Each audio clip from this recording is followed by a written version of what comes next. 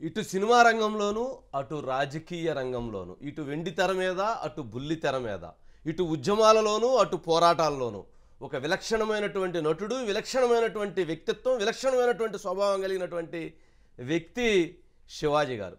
శివాజీ గారితో ఈ వారం the leader with Vamsi.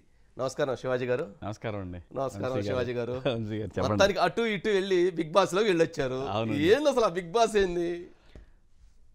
Big boss మీద చాలా మందికి భిన్నమైన అభిప్రాయాలు ఉన్నాయండి. అవును, కానీ అది ఒక గొప్ప షో అండి. అది అవునా? నారాయణ గారు దూషిస్తున్నట్టుగా ఉండదు అయితే లోపల. అబ్బాయి నారాయణ గారికి తెలియక మాట్లాడుతున్నారు అంతే. ఓకే, ఆయనకి దీని మీద అవగాహన లేకుండా మాట్లాడుతున్నారు అంతే.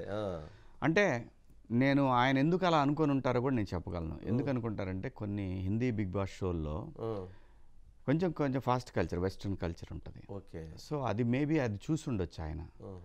ఇక్కడ అంత వల్గారిటీ అనేది అసలు మనోళ్ళు యాక్సెప్ట్ చేయరు. ముందు షో నిర్వాహకులే యాక్సెప్ట్ చేయరు, మా టీవీ అసలు యాక్సెప్ట్ చేయదు. ఓకే, ఆ పరిస్థితుల్లో ఆయనకి ఏంటంటే ఆ ఉన్న అభిప్రాయాన్ని నిజమేనేమో. బిగ్ బ్రదర్ అని యూకేలో ఉండేది. సో అక్కడ కొంచెం రొమాన్స్ ఇవన్నీ న్యాచురల్గానే, అది కూడా స్క్రిప్టెడ్ కాదండి. అక్కడ కూడా ఒక 20 మందిని అలా తోలితే, లోపలికి తోలితే ఎలా ఉంటారు అసలు వీళ్ళంతా? అవును. నేనైతే దానికి నేను పెట్టిన పేరు ఏంటంటే అది ఒక జీవిత పాఠశాల. అదొక పాఠశాల, జీవిత పాఠశాల, 100 రోజుల పాఠశాల.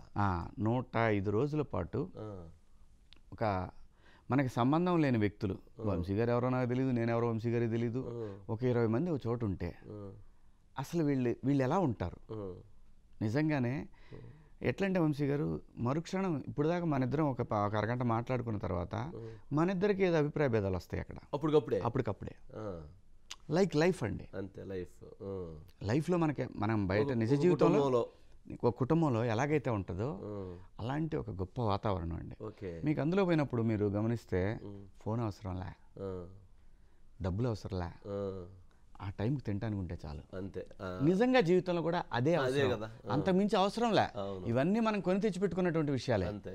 అక్కడికి పోతే సాటి మనిషితో ఎలా ఉండొచ్చు, ఎలా ఉండాలి, ఒకవేళ ప్రెషర్స్ వచ్చినప్పుడు నువ్వు ఎలా బిహేవ్ చేయాలి, అసలు నువ్వు మంచోడువా కాదా, నీ మెంటాలిటీ, నీ కలర్స్ ఏంటి వస్తాయి, మొత్తం బయటకు వస్తాయి.